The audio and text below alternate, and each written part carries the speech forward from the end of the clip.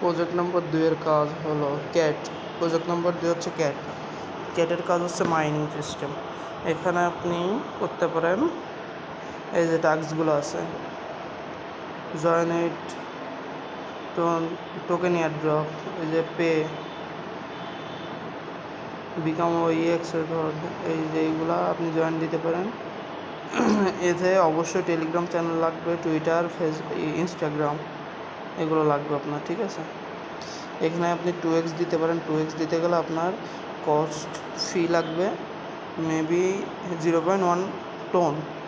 এই টোনের ভ্যালু হচ্ছে আপনার,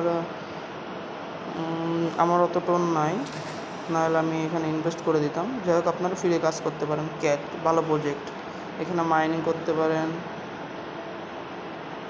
দেখতে পারেন এইগুলো।